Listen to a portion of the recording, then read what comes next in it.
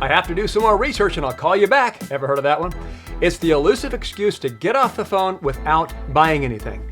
Many new, inexperienced, or simply weak salespeople simply shrink back with a high-voiced okay and let the customer slip away. It is almost as if they think all of the customers who say this are going to show up at their doorsteps riding the be-back bus, arm extended with their credit cards in hand.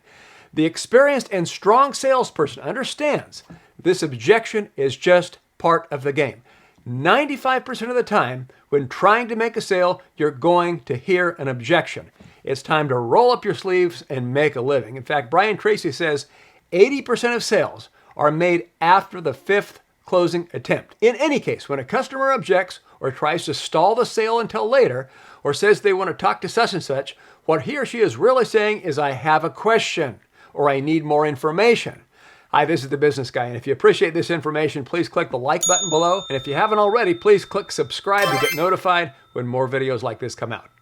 An objection is really nothing more than a question. If you handle it this way, the customer may not need to be back. In fact, they may just need to help you load it up in their car. They must be as close to level 10 on the certainty scale for these 3 things. They must love the product or service that you're selling. They must trust and connect with you as a person, you as a representative, you as a professional. And number 3, they must trust and connect with the company. So when the client says, I want to think about it, your response should be thoughtful and practiced as well as natural so it doesn't sound or feel like you're quoting a script. Simply say, I understand how you feel. As a matter of fact, I like to take time to think things over when decisions impact my family like this as well. Then agree with him by saying, and that's fine, John. Obviously, you wouldn't take your time thinking this over unless you were seriously interested, would you? What phase of this opportunity is it that you want to think over? Is it me as a representative, consultant or attorney or whatever your role is? They say no. Is it my company? And we would add the largest asset protection company in the nation that started in 1906, and they say no. Is it that the program might not solve your problem? They say no, or they may say yes, for which you can restate the benefits. If they say no, then you say seriously level with me. Could it be the money? They say yes, it's more than we wanted to spend, or it costs too much. Then ask, how much too much is it?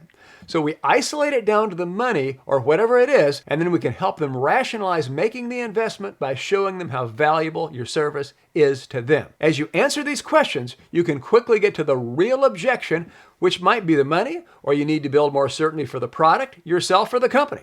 That's the magic of asking questions and having a practiced way of dealing with objections. Suppose you know the objection is the price. You can reach into the many scripts you've practiced to deal with price objections. You can build value to show how what you're offering is worth the money, or offer a lower priced alternative. There are no objections we can't handle if we're prepared.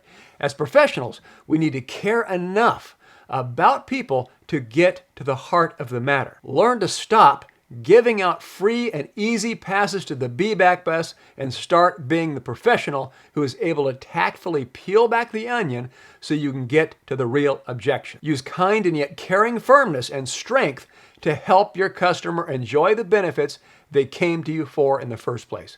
Want more videos like this? Please like and subscribe. This is The Business Guy.